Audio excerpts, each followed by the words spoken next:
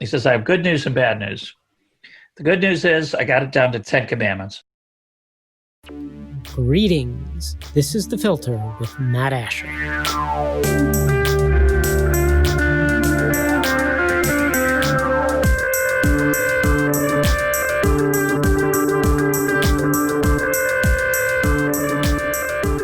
My guest today is Russ Roberts. Russ is the John and Jean Denault Research Fellow at Stanford University's Hoover Institution. He is the host of the long-running podcast Econ Talk and author of several books, including How Adam Smith Can Change Your Life, an unexpected guide to human nature and happiness. Russ, welcome to The Filter. Great to be with you, man. Great to have you here. The main topic for our conversation is what I've come to think of over the years of listening to Econ Talk as the epistemology of Russ Roberts. I want to dig into what I see as the main planks of that worldview and talk about how it was shaped. I think we need to begin with what may be your most used quote on your podcast. This comes slightly tweaked from F.A. Hayek's book, The Fatal Conceit. Hayek was one of the founders of the Austrian School of Economics, but he is perhaps most famous nowadays for his epic rap battle with John Maynard Keynes, a fight between reanimated economists that I believe you had a hand in putting together, no? Yeah, I was the co-creator with John Popola, the filmmaker. We had a great time doing this. Fantastic video. I recommend people go on YouTube and search for epic rap battle between Keynes and Hayek. At any rate, here is the quote. The curious task of economics is to demonstrate to men how little they really know about what they imagine they can design. Perhaps you could start us out with why that quote is so meaningful to you and your thoughts on the importance of doubt. So, of course, that quote was written in the 1980s when today I think Hayek would have said people instead of men. But what he's saying in that quote is that the world's a complicated place, but it's our nature to try to simplify it. It's our nature to see causation. It's our nature to look for patterns. As Ed Leamer says, we are storytelling, pattern-seeking animals. And so we often simplify reality. We have to if we're going to make our way through it. And we look for models, frameworks, lenses to help filter the immense amount of information that comes to us. And Hayek's saying is that we don't do that so well. You know, it's economics reminds people of that complexity. And that complexity is what leads to the law of unintended consequences, that often legislation or policy achieves the opposite of what's intended, or certainly things that weren't intended. You can't just look at intentions in evaluating whether a policy is good or bad. And I like to extend it to things like parenting. You know, I may want my kid to do a certain activity or I want to model certain behavior, but often that gets my kid to do the opposite. You know, my dad was a smoker. I've never had a cigarette in my mouth. I found it so horrifying. He modeled smoking for me, but somehow he didn't get me to become a smoker. He didn't proselytize for it either, to be fair. But the point of Hayek's quote is that how the world actually works is often veiled from us. We don't anticipate all the effects of our actions, and we should be aware of that. So in addition to how things working being veiled, there's also what you talked about there, got at a little bit, which is what I consider the black box problem, or the idea that you have something and the label on it says one thing, but that doesn't necessarily tell you that that's what's inside of it. So we have the Affordable Care Act, and people will point to it and say, look, the label says it's affordable care. That must be what's inside of it. But often it's not the case that the label is a perfect description of the contents. And the label is often not just a perfect description of the contents, but it's really just a desire, perhaps, or the label represents a hope as opposed to a reality of consequences, no? Or worse, sometimes it's just marketing to try to make you think it's a package you're going to like when you might not. My favorite example of this is actually the tobacco settlement, which has some glorious name I'm going to ignore, but which I don't remember. But the point of the tobacco settlement, when the attorneys general across the United States got together and sued the tobacco companies, it was, quote, for the children. It was designed to, it was not, I don't know what it was designed to do, but it was defended as a way of raising money to help fight for children's health, keep them from being addicted and to cigarettes. And those are good, two things I care a lot about. I care about children's health, and you can tell from my earlier remark, not big on children smoking. What that law actually did was make cigarette companies more profitable. It cartelized, it turned their industry into a cartel, made it extremely hard for them to have to compete with, for new entrants to come in and compete with cigarette companies. It allowed them to raise prices. So it did put a big tax on their product, which generated a lot of revenue and a lot of money for the attorneys who worked on the project. But it also allowed them to pass on the cost of that tax and a little bit more, which usually is really hard to do. But if you can get rid of the potential for new competitors, you can actually do that sometimes. So one of the lessons of this way of thinking is that, as you say, labels are often misleading, inaccurate, or worse, deceptive, designed to make you think there's something that they're not. And, we understand that in the economic marketplace. When someone, it may be hard to remember, but when someone puts on their labeling some claim about some product being good for your love life or good for your health or good for your weight loss, you have a natural skepticism. You realize the person selling it to you is trying to make money, and maybe they're not 100% honest all the time. But somehow, often with government and some policy intervention, you just assume that the motivation is accurate description. The description is accurately captures the motivation or the intention. And I take a more agnostic view. I'm not so interested in the intention. I'm more interested in the impact. Right. And figuring out what that impact might be, I think perhaps part of the point of the Hayek quote is that that's difficult to figure out. I've heard you say on the podcast at times that human behavior or modeling human behavior is not like modeling physics. Yeah. How so? I once had a friend of mine, a physicist, asked me whether economists knew anything. It was a serious question. I was kind of taken aback by it. I said, well, what do you mean? He said, well, do they know anything? They make predictions. I said, well, sure. We know things like if you put a tax on cigarettes, people will smoke fewer of them. And he said, well, that's obvious.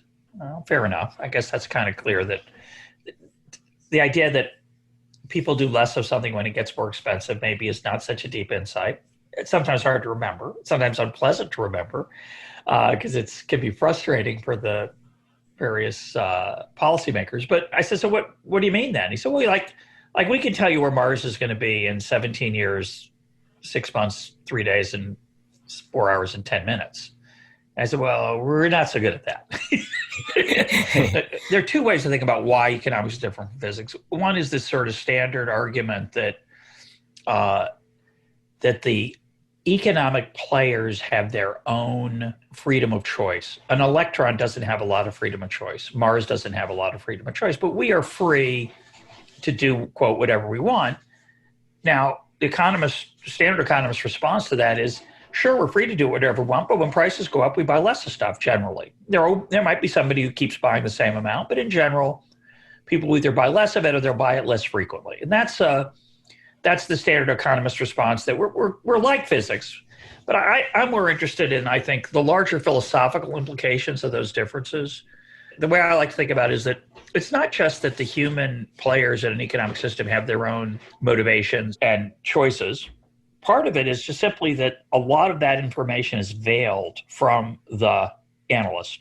Adam Smith said this best in The Theory of Moral Sentiments. I'm not going to get the quote right, but the gist of it, he says, is that as he criticizes what he calls the man of system, a person who has a way of looking at the world that they want to make the world conform to, an ideology, a utopian vision. And he says, it's like trying to move the chess pieces on a chessboard and being oblivious to the fact that they have their own motion, right? So oftentimes we want to shuffle or steer or be the puppeteers and the engineers and move things around as in economic policy. And what Smith is saying is, but we ignore the fact that people have their own incentives, their own information, sometimes not available. This is also a Hayekian point, also not available to the decision maker or the policy maker. And I think that's the deeper insight relative to physics. It's not just that the pieces have their own motion that are just sort of electrons.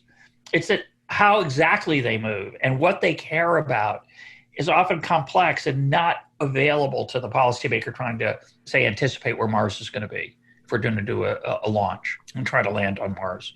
So I think the other piece of this is that physics is precise, economics is imprecise. So we're very good at predicting where Mars is going to be. We're not good at predicting what GDP is going to be. And forget about 13 years from now. We're not good about predicting what's going to be in 6 months. And by the way, to be fair to economists, of which I am one, some of that's because things come along you can't anticipate. It'd be the equivalent of if there were so many meteors and weird astrophysics events that Mars often went into a new orbit, no physicist would be stupid enough to claim they could tell where Mars was going to be in 13 years, so many days, hours, and minutes, right? In economics, those things happen all the time. You get a coronavirus. So, of course, the predictions for GDP second quarter 2020 are wildly inaccurate, or third quarter 2020. That's no one expects economists to anticipate, say, the coronavirus. What's more troubling is that they don't anticipate often, say, the financial crisis of 2008, which isn't like a coronavirus. It was the culmination of a set of policy mistakes, psychological yearnings, and other things. And we should not expect of economists what we expect of physicists. We often do that anyway, and we ask economists things they can't produce, but they say them, they answer them. When I get called to say, well, what are interest rates going to be next year? I say, I don't know. Thank you very much. We're not interested in talking to you. You want to hear from the economist who knows to 3 decimal points. Interest rates next year are going to be 6.234. And nobody could possibly predict that. I think one of the interesting things is the extent to which there doesn't seem to be kind of meta learning or learning writ large in certain fields, so that you can have a circumstance where every single year there's a Six Sigma event, and yet somehow the model, sort of the meta model that has to do with the level of certainty with which we're willing to make predictions, doesn't adjust to accommodate for the fact that unexpected things are happening all the time.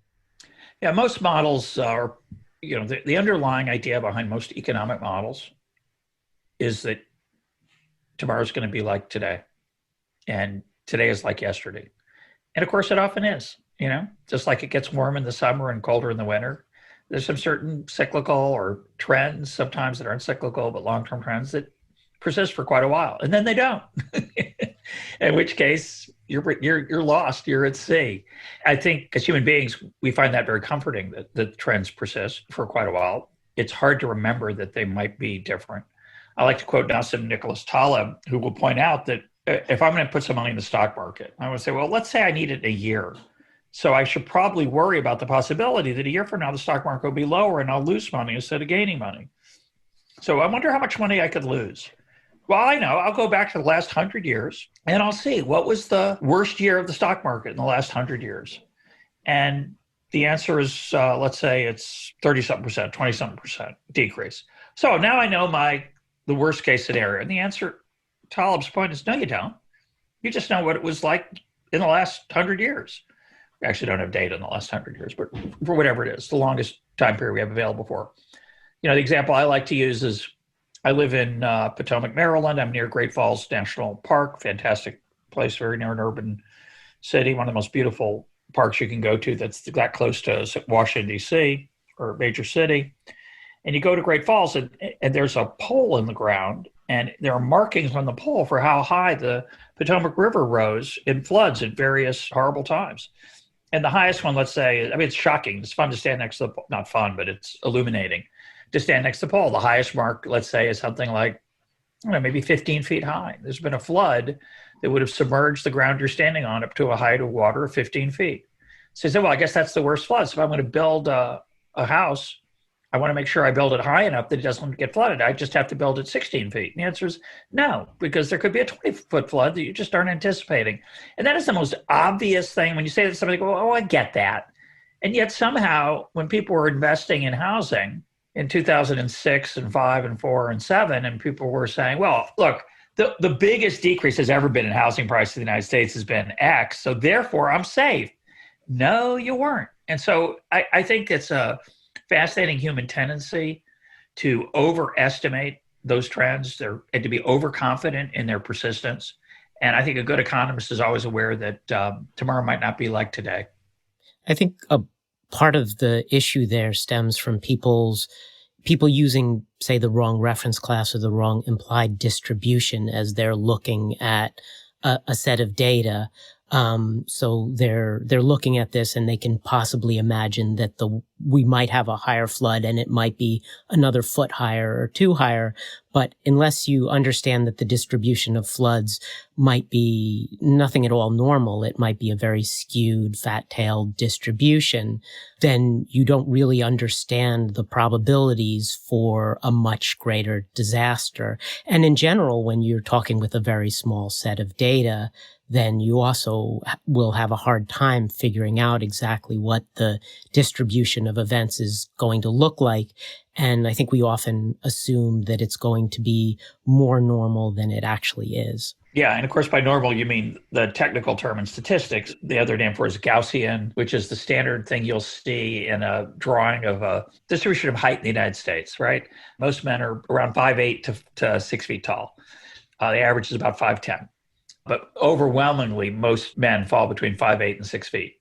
But I'm 5'6". I'm shorter. And we understand that that's part of the distribution too with the tails. That intuition that you get where the average of that distribution is where most of the people are close to is the standard, I'm trying to avoid to use the word normal, is the standard way we think about uncertainty and distribution of probabilities. And it's extraordinarily misleading for certain economic and other types of events. An example, obviously, being the pandemic. Most pandemics are going to be unimportant. They're going to be small events. That doesn't mean you should not be careful when there is a pandemic, because there could be one that is much more lethal, much more contagious. In fact, this isn't one of them, as far as we can tell. The coronavirus, it's very bad. It's much worse than the flu, but it might be twice as bad as the flu. We don't know for sure, but that's going to be maybe a decent guess. But when the next one comes, and I think the next one, people are going to say, well, the coronavirus, that was twice as bad as the flu. This new one won't be like that. Yes, it could could it be like that? It could be 10 times worse. And that's the essence of a quote, fat tail distribution, where the right-hand part of the distribution, the really horrific parts, are the equivalent of a human being 70 feet tall. The tallest person, I think, in human history may be 8 feet tall, a little over 8 feet. You don't get 40-foot tall people. You can get that equivalent in a pandemic or a war. I mean, every war is tragic. Death is a horrible thing. But there hasn't been anything remotely like World War II since World War II. And that has caused some people, like Steven Pinker and others, to say, well, we've tempered this process. This process is less, we've tamped it down. And that's ignoring the possibility that the right-hand tail, which would be, say, a nuclear holocaust, will be much worse than World War II. And so, I think the lesson there is prudence and caution and a respect for the fact that we don't fully understand these probabilities. And in particular, they don't come from normal distributions, so-called Gaussian distributions, where the tails at the left or the right are well understood, extremely rare, and never get above a certain amount. With these other types of distributions, it's very different. Particularly, the mean is not going to be a good representation of what's going on. It could be that there's almost no data points that are near the mean, unlike height. In height, the mean's 5'10" for men. Almost everybody's within an inch or two of 5'10". Almost 80% of the male population of the United States. But 80% of the population is not within the mean average wealth of the United States. The average wealth of the United States is skewed far to the right because a handful of very large wealth holders pull the mean up, and the mean is a very bad indicator of, quote, average in the everyday sense of the word. We use the word mean and average interchangeably in statistics, but average has come to mean typical. But in these fat tail distributions, typical, the average is not typical. Yeah, and typical may not even exist per se, right? There may not be an example of that. I want to pick up on that idea of caution and see if that's related to one of the things that I've heard you say a number of times on the podcast, which is that markets fail, use markets. The idea here being that Well, for example, when I have had some exposure to formal economics classes, and a basic teaching there was that markets fail and therefore we need the government to step in and fix things. But your framing is different. What I like about it is that it upsets our natural tendency to automatically reach for the tool that we've been told will make things better. Again, because the label on it says fixes bad markets, assuming that it will do that. But your framing of markets fail, use markets also has a certain hint of fatalism to it, as in, sure, the market has failed, but it's the best we can do. So there you have it. I wonder if you want to maybe expand on that and say, to what extent are markets all that we have, or are there other forces that we could bring to bear in the case of what's pointed to as a market failure? That's a great question. First of all, I quote it all the time, but it's not my quote. It comes from Arnold Kling, an essay he wrote. But you described it very well. And I certainly generally am sympathetic to Kling's view. But I'm not an anarchist. I don't believe that we should leave everything to markets. I think courts are a good idea. I think police are a good idea. I think it's okay to have an army. I wouldn't want to leave national defense or private security to the market. And by the market, I also would include non-monetary, non-profit driven activities. So I think the public school system in the United States, K through 12, is abysmal in poor parts of American cities, and a total failure, a betrayal of the children in poor families in those cities. And when I say I want to replace the public school system with a private school system, I don't mean a profitable one necessarily, although I'm okay with profit-driven schools potentially. But I'm also open to the possibility that someone would start a school that was scholarship-based for poor children, that would not be a government school, but be a private school, and not even a charter school, but a real private school. They're all over India, for example. India has tons of private schools for poor children where parents pay very little. And I would like to see in the United States, in places where public schools have failed, a place where parents pay very little, but others contribute to help compensate the teachers to make it attractive for them to work there. So I think a lot of what we do economically in the United States is unnecessary to be done by the government, but not everything. I have no problem with there being regulations against pollution.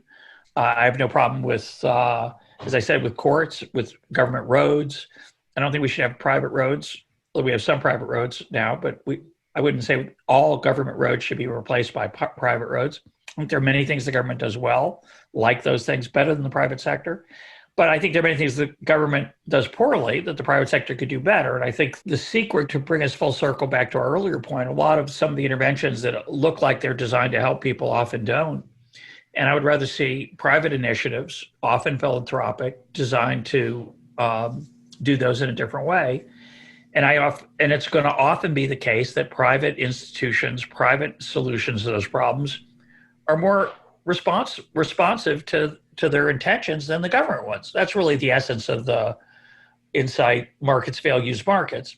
You can make a case that, and economists have, that, well, you see, since you don't capture all the gains from being more educated, being educated makes you a better voter. I'm not sure that's true, by the way, but that's the claim.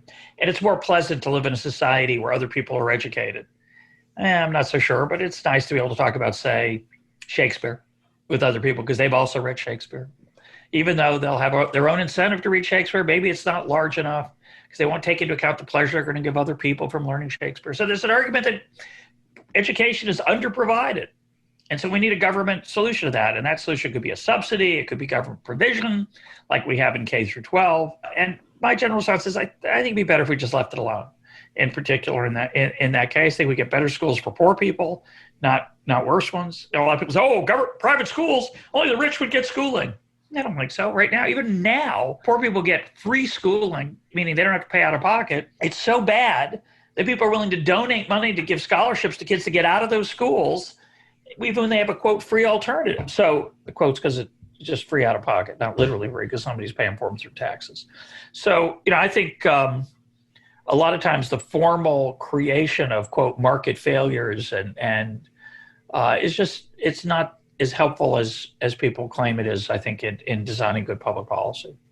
Well, and certainly it's the case, as you mentioned earlier, unintended consequences are always a possibility, and maybe there's some caution necessary before you advocate that a particular intervention come about. I've thought about this a lot at the beginning of the pandemic.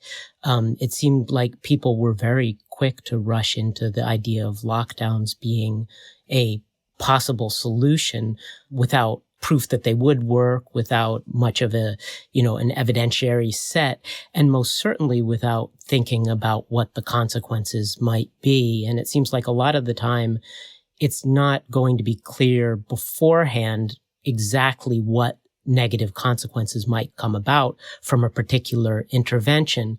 But it might be reasonable to say that because this is a brand new thing and because it is most certainly going to be highly impactful and creates a wide range of incentives, that there are going to be those kinds of spill out effects, that the riots may not be a direct consequence of the lockdowns and it may not be something that you could have predicted beforehand, but certainly you could have predicted that some measure of social unrest is going to come out of putting tens of millions of people out of jobs and destroying businesses and wrecking the kind of everyday social interactions that are part of everyday life. Look, I wonder why there isn't more of a culture of immediately pushing back against such bold proposals. Is it just that fear overcomes the natural tendency to caution? What do you think about that?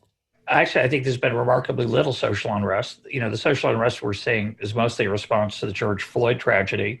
That's interesting in and of itself, because that was a case to me that was an extraordinary moment in intellectual life, because we were told we couldn't get together for funerals, you couldn't get together for religious services. The government made some serious restrictions, but protesting somehow was fine.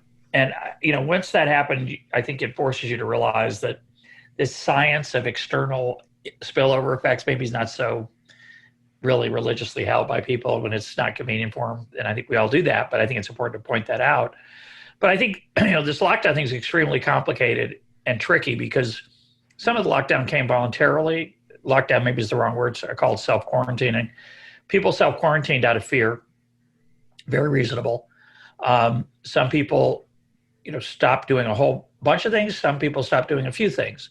And we all made our assessment. And there's something to be said for an adult society, meaning respectful of people's agency and sense of responsibility to make their own choices. Most economists disagreed with that. They said, no, this is different because there's spillover effects that we were talking about earlier, and you could infect other people. So therefore, that justifies the government taking a more severe set of restrictions.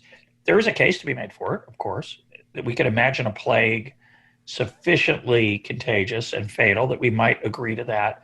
The question is, was this one of those plagues? Was this that kind of virus? And the answer appears to be maybe not. Now, again, it's not an open and shut question. But as you point out, and I think this is the hard part to remember, it was very easy for people to take into account death counts. They reasonable to worry about it. Very important. Bad thing that people die. But the consequences of being cautious also were very negative. As you say, businesses were lost, people lost their jobs, children all over the world are losing education. They're not going to school. People are scrambling. Mostly rich people are scrambling to find alternatives. Poor people can't. It's really sad. And those are really serious costs. And the biggest cost I suspect will be the political consequences of the people who were told they couldn't go to work, or that their businesses would fail, or that the businesses that worked for them, that they worked for, couldn't hire them, couldn't keep them employed. Those people are going to be angry, rightfully so, that they were abused. Because a lot of people like me, I didn't pay a price for this. I kept getting my salary. I work from home. I'm very fortunate. I'm very grateful for that. But the barista and the waiter and others who couldn't work. Now, some of that's not the lockdown's fault. It's the coronavirus's fault. It's the fact that people weren't going to go to restaurants whether the government allowed it or not. There were certainly not as many. I think this is going to be a fascinating time coming up for the next couple of years as we assess were we too cautious? Were we not cautious enough? What role did masks play in America versus Asia? Should we have worn masks sooner? Should we have let people make their own choices like they did in Sweden? They didn't lock down, but they did plenty of self-quarantining. If you look at the data, you can see how Swedes stopped traveling a lot. Mm-hmm. There's a big reduction in mobility based on cell phone data in Sweden, even though they quote didn't do anything. Of course they did things. They were just privately done through individual choices. So it's going to be a fascinating aftermath of this as people tell stories about, whose fault it was and what we should have done and what we could have done. And we're also going to find out, by the way, how many people really died. I don't think we'll ever find that out. I think that the data are way too corrupt by a number of factors, including, and this is something that I can't believe there weren't economists just shrieking at the top of their lungs, and maybe there were some, but the direct incentivization of recording certain, cases. It's surprising me how little that's been talked about. I don't know how important it is. It seems to be important. I mean, the reason I think about it is that, our caseload in the United States, I just looked at the data this morning, the caseload in the United States, with the best data we have, may not be totally accurate, but the caseload has been declining for 5 weeks. 5 weeks is a long time. The deaths haven't been declining much. They kind of keep going. Now, it could be it's just long delays and lags. It's possible. That isn't the case in the earlier data. In the earlier data, there was a pretty good correlation that 2 to 3 weeks after changes in the caseload, the deaths responded. But here we have 5 weeks later, very little decrease in death. We've learned a lot, so we're better at keeping people alive once they get it. We know that. We have better techniques, better understanding of what to do, what not to. And yet somehow the death rate keeps somewhat similar. And the other part that's strange is that the age distribution of death hasn't changed. So it's still people over the age of 90% of the deaths are people over the age of 55. That hasn't changed. It hasn't changed much within 55 to 65. And I'm thinking, how is that possible? In the beginning, I understand that death rates should have been high for older people because they didn't realize how vulnerable they were. We've known for 4 months, 3 months, how vulnerable old people are, however long we've known, a long time. And so people like me, I'm 65, we're being more careful. But they're still dying at the same rate. So it is possible, we don't know this, but I think we will know it actually.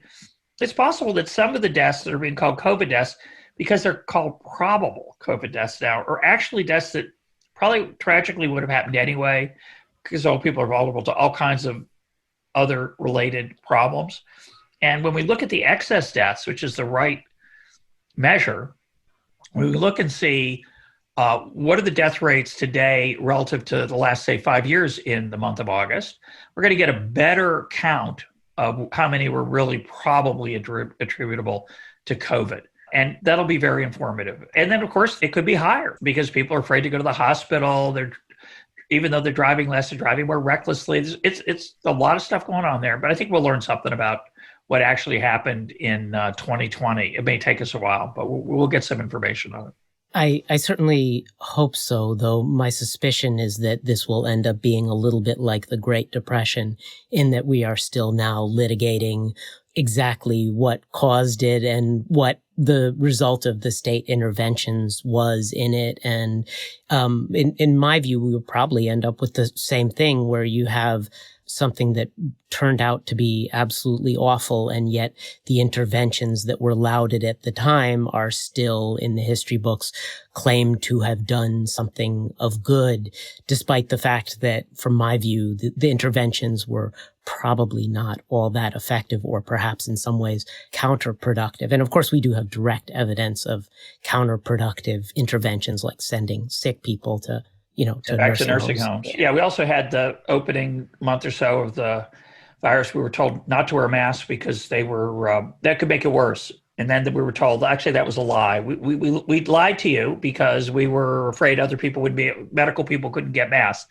Well, that's not a good idea in a democracy. It's a really bad idea, and it may have been extremely costly in helping to spread the disease because people were discouraged from wearing masks, which is a very inexpensive way.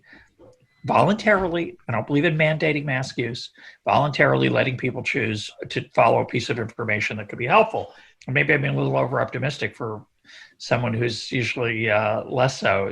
It could be that this is just going to be another example of competing narratives where, for a long time people said the Great Depression was ended by the New Deal. Then they realized, it's not really much evidence for that. It was ended by World War II. Well, actually, even that, maybe not so much evidence. So this could be one of those ones where the narratives just keep, both sides think they have all the facts on their side and they just keep telling the same story.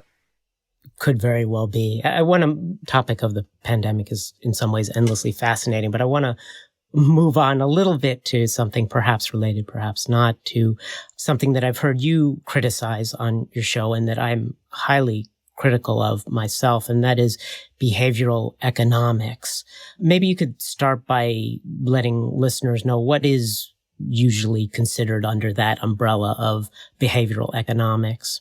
So the standard economic model of human behavior that behavioral economics is critiquing, we'll call sometimes called the neoclassical model, rational economic man, rational economic human being.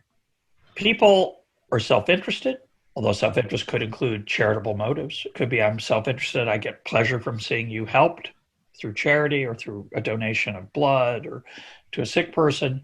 So it's not selfishness, it's self-interested. The standard model is I have a set of goals and I pursue them rationally. I trade off different things I care about depending on how much it costs to acquire them or satisfy those desires. And that's the standard economics view of human beings.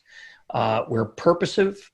We enjoy many things, but we can't have everything we want. So because we have a finite amount of income, and so we have to make choices, and those choices are driven by our desires and our income constraints. That's the sort of standard textbook model of economic behavior. The behavioral economists came along, and of course, you could argue that Adam Smith was the first behavioral economist, that he came before the neoclassical model. Adam Smith in the 18th century said, we're very prone to self-deception. The behavioral economics of the 1970s onward, identified with Kahneman, Tversky, and others, Richard Thaler, they came along and they said, look, we can put people in laboratories and they act very irrationally. This idea that they only care about maximizing their goals subject to constraints, that's an inaccurate picture of what actual human beings do. And the neoclassical economists, which I used to be one, and I'm still one at heart, although I have some behavioral parts to me. The neoclassical economists were, well, of course they're not perfect. Of course people make mistakes. Of course they can self-deceive, but in general, they still are purposive and they try to maximize their well-being. Vernon Smith, who won the Nobel Prize, his response was, yes, people in experiments make lots of irrational decisions, but markets push them toward the rational decisions. You don't have to have everyone be rational or purposive. And Gary Becker also argued this. You don't have to have everyone be like a perfect calculating machine. So for example, if people are trying to find a good deal, that tends to push prices toward a single price. That is, if there's a really high price for an object and a really low price, only a fool would pay the high price. So demand tends to go toward the low price, away from the high price. That brings down the high price, pushes up the low price till they get closer together. Sellers then tend to charge the so-called market price. That's the standard economist view that that Vernon Smith was pushing as a defense. So my take on it is that unfortunately, many of the behavioral economists' critique of economics, of the sort of standard rational model, a lot of those critiques have not held up in replication. So some experimental results are simply not true. Somebody does a study, they find something that seems to cast the standard economic model in doubt, but it turns out when we try to replicate it, it doesn't work so well. So that's one challenge, one problem with behavioral economics. The other problem is that this is a meta problem, which is that a lot of times, similar to our earlier discussion about markets fail use markets, some behavioral economists say, well, people aren't rational, so we have to intervene for them to make sure they act in their own self-interest.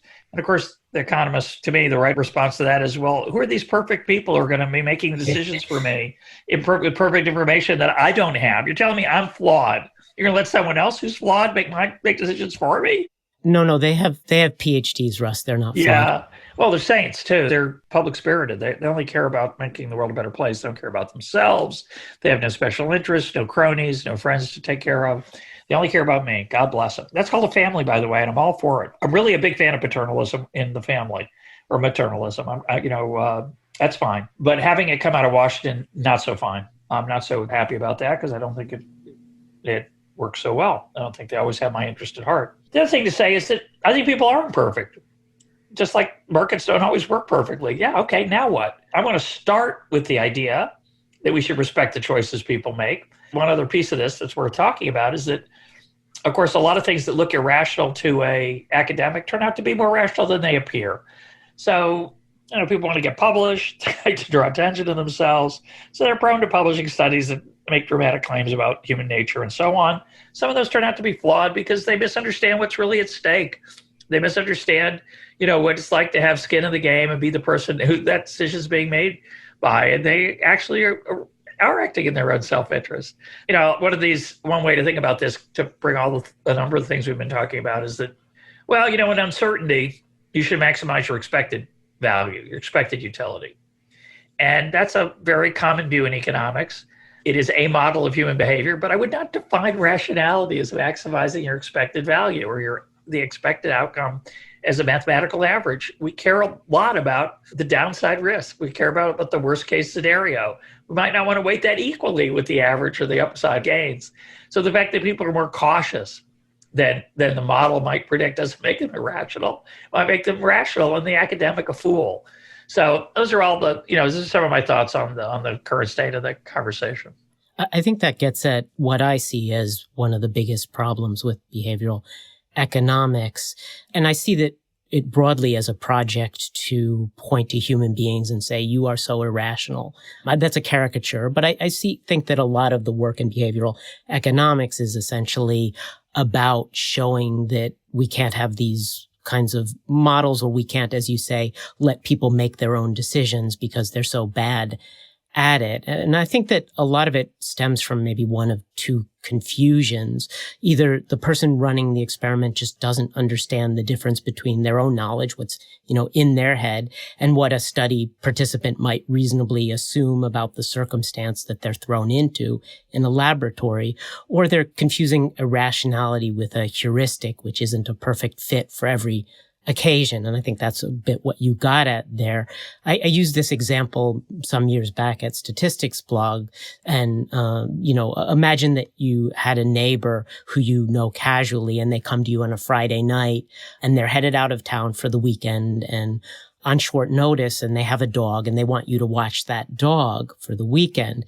Now, are you willing to do that if they offer you $100 and say, hey, I know this is an inconvenience for you. Here's $100. Will you watch my dog for me, please? You might say yes.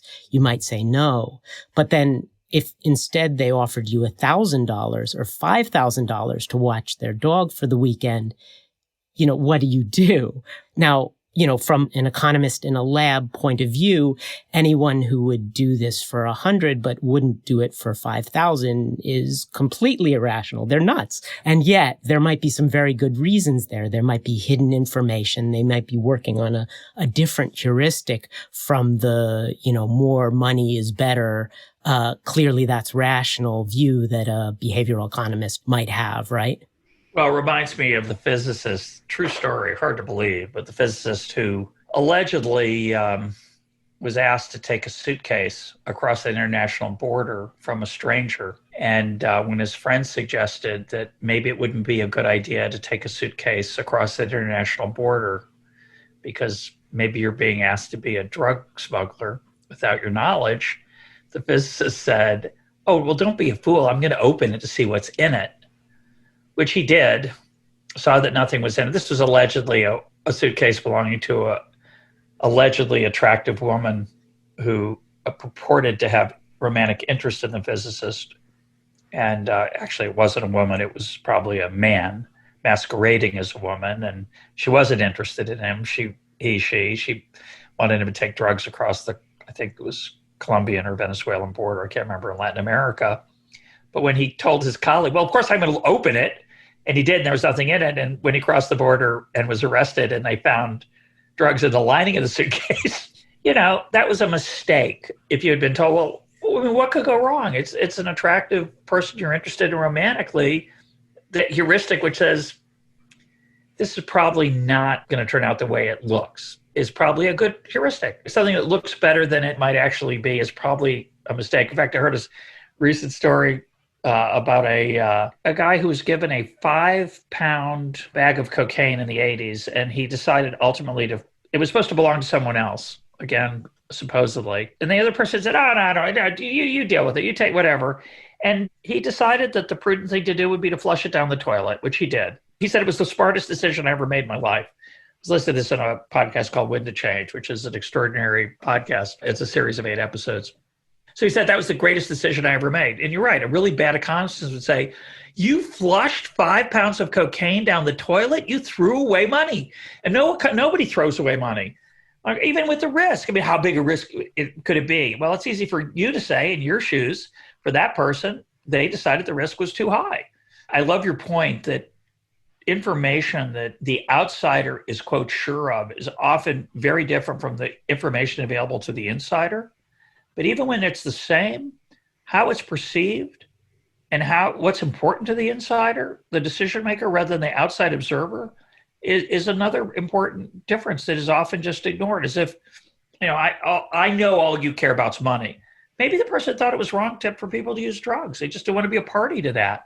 So there's so much more to it than just the information, as you point out, that's available to the outside observer trying to make a conclusion about the rationality of a decision. I think one of the most interesting light bulb moments for me, many, many years ago, I was doing a story about essentially drug selling in Chicago, where I had lived. And the person who I was working with on the story, the editor, he said, oh yeah, that risk is a transaction cost. And I was like, what do you mean? Like, no, transaction costs are what you have to pay to get something. And he's like, no, risk is a transaction cost. And just opening my mind to the possibility that that concept might be much, much broader than I had previously seen. It surprises me to what extent it seems like even economists are not able to wrap their head around the idea that there might be these hidden variables that effectively are transaction costs that they're not considering when they look at the activity of a particular participant and go, why are you doing that? That's irrational. I think it's a general problem in a wide range of academic disciplines that we tend to focus on the data we have. We're aware intellectually that we don't have all the data, right? We know that. It's just easy to forget that. So what we observe, it might look irrational, but we forget that we don't observe everything. And you think, well, what do you mean you don't remember that? Of course you remember you don't know everything, but it's hard to remember sometimes. The pandemic is a perfect example of it, right? We can measure deaths. You can measure losses in employment. But how about despair? We don't have I like to say despair is not in the data set. Does that count? Well, it should count, but it's not measured. So it tends not to get counted. So I think that's a big problem in all social science generally. And that we just generally we're optimizing for the metrics and the data that we have. And if we don't have a measurement of that, then perhaps we're not taking into account the value that might have to individual participants. Absolutely. No? Yeah. As a final topic, I want to talk about religion and how your own religion impacts the way you see the world. But before we go into that, I want to note a curious pattern among the most prominent advocates for free market capitalism and among the polar opposite of socialism and communism. The number of Jews is highly disproportionate. I could personally name perhaps a dozen Jews who've been key to the development of free market thought. I'm sure you could name several dozen more. And on the other side, the presence of Jews in the communist movement is unmistakable. This pattern, in fact, has played out even in my own family. My grandmother was a labor organizer who spent some time in hiding from the government during the Red Scare, whereas I am decidedly on the other side of the spectrum and fairly hostile to all forms of state socialism. So I'm wondering, what do you think accounts for this draw among Jews to what might be considered by folks in the middle as fairly extreme ideologies on one side or the other? Well, I think it's a little bit of a selection bias there. I think a lot of Jews in the middle too, but they don't make much noise and you tend not to hear of them. But Jews are widely represented in the tails, which is what your point is, at the extremes. One explanation of this comes from, I've heard from Dennis Prager and Joseph Telushkin. I think it's in a book they wrote together. It's the Jews can't sleep, so they don't let anyone else sleep either. Meaning, Jews tend to be very passionate about what's called in Hebrew tikkun olam, repairing the world. We might not always agree on the right way to do that.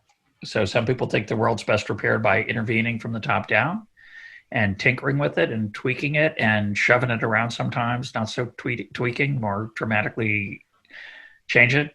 And at the same time, there's a lot of folks who say, well, actually, the best way to make the world a better place is to mostly leave it alone and let people pursue their own interests peacefully, that as long as they don't interfere with other people. So you'd find Jews on both sides of that. And they're passionate about it, I think, partly for cultural reasons, is the best as I can understand it, because they want to make the world a better place. So we're troubled. Jews have a long history of being a thorn in the side of power and being a conscience to the world. We were joined to be a light unto the nations. We brought the world ethical monotheism. You know, there's a famous cartoon, I don't know who wrote it, maybe it's just a joke that spread, but you know, when Moses comes down from Mount Sinai, in the joke, he turns to the people, he says, I have good news and bad news. The good news is I got it down to 10 commandments. The bad news is adultery stays. So, you know, in the old days, before religion maybe, there were a lot of rules. There were social rules and norms, presumably, but ethics, conscience, morals, people were free to kind of pursue their own self-interest in total unrestrained fashion. And one of the aspects, there's a lot of aspects of religion, but one of them is it says, actually, you have responsibilities to the people around you and to the God above, and therefore you can't do everything you want. Well, that's no fun. Come on. So, you know, that's another way of saying that Jews can't sleep and they won't let anyone else sleep either. They're constantly trying to nudge you to say, hey, this is what you ought to be doing. You know, Isaiah, Samuel, Amos, Jeremiah, they're all about, hey, you're doing the wrong thing. Fix up your act. Well, a lot of people don't want to hear that. So Jews, you know, it's a tough role historically. But in the modern time, we still are out there doing that, telling people, giving people advice, not as Jews per se, you know, not as Jews, not using Jewish, say, theology, but certainly Jews are passionate about trying to make the world a better place. A lot of Jews are anyway. Interesting. I hadn't thought about that possibility. I sometimes wonder if it just has to do with a culture of argumentativeness too in general, and that bringing you to an extreme. But I haven't thought too much about that idea either. I wonder though, in terms of you personally, I'm not particularly observant. You are. To what extent do you think that your faith has changed the way you see the world and the way you do your work? It's hard to answer that question honestly, because I think there's a temptation to be self-congratulatory and to cook up reasons for why I do what I do without really being accurate about them, because that's what we do as human beings, right? We're very good at telling ex post narratives for why we do what we do that aren't self-interested when they really are. So, you know, someone asks, why'd you do that? Oh, I couldn't get to the store.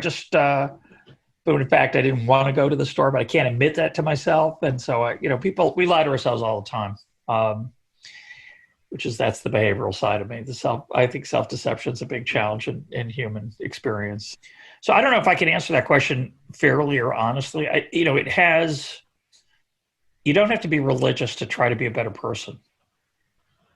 It's easy to go through life just pursuing your own self-interest, oblivious to people around you. If you do that, you won't have as many friends as you might otherwise have. But you can be done, and you can exploit other people in various settings and not pay a serious price for it. You'll pay some price, but not necessarily a serious price. So, in its best nature, its best state, religion is designed to get you out of yourself.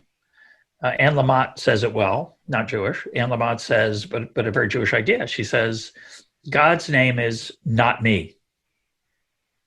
Kind of sums it up, right? It's like, it's not all about you. It's not all about me. It's about something maybe more important than just me. Of course, you find that idea in Adam Smith's theory of moral sentiments too. So again, you don't have to be religious to see the virtue or the value of getting outside yourself and not seeing yourself as the center of the universe. In theory, religion should help you do that more readily. And I like the idea, I don't know if I embody it, but I like the idea that as we get older, we become better people. We work at refining ourselves. We try to not just repair the world around us, which we mentioned earlier, but repair our own character flaws, our own mistakes, and try to become better parents, better children, better friends, better human beings. And so to me, that's what one of the most valuable parts of religion is it spurs me to that, whether it has been the real reason that I try to do better, whether I actually do better or just fool myself into thinking I'm trying to do better. I can't really say, because that would be epistemologically difficult. But I think that's the goal. That's the idea. I think it certainly can be the case that we can be black boxes to ourselves. And you talk a lot about storytelling and the role that it plays. And I've come actually, I have a data science background and have dug in over the years and do a number of models. And I think that I've come to realize that to some extent, we've plucked all the low-hanging fruit of causality, and that to make additional gains in understanding the world, we actually need to back away somewhat from the idea of causality and just treat almost everything like a black box and think in terms of what does this correlate with? Which, of course, in some people's mind is a cardinal sin. You know, correlation is not causality. What are you doing? But in some ways, I think that we need to think more about what seems to entail other things. There was a probabilist, James, who had this idea that statistics was partial entailment. And that was all it was. All correlations fall into that category. These are partial entailments. And if you can back away from the idea that you need to tell a coherent story, you can just look at these things and say, well, this thing tends to lead to this other thing, or this thing tends to have this consequence.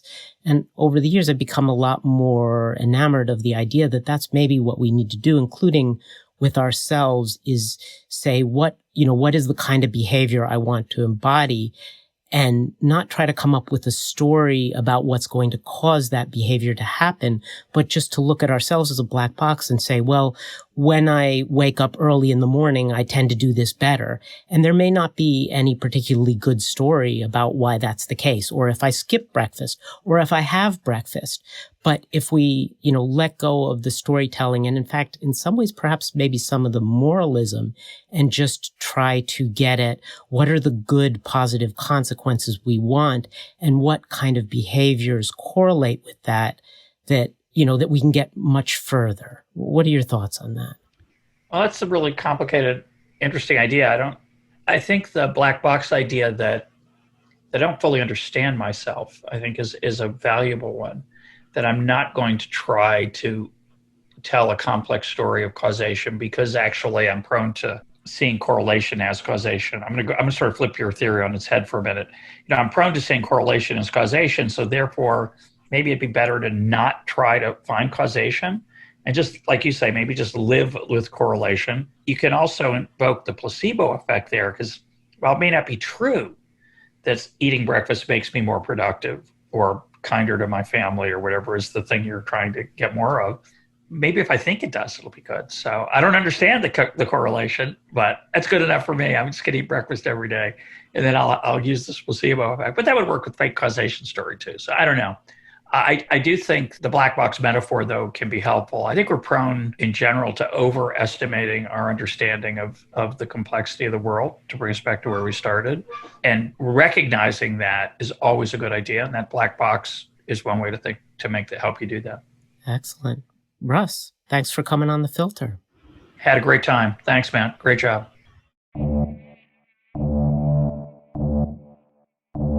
Thanks for listening to The Filter with Matt Asher. You can find show notes at thefilter.org or follow user Matt Asher on the socials.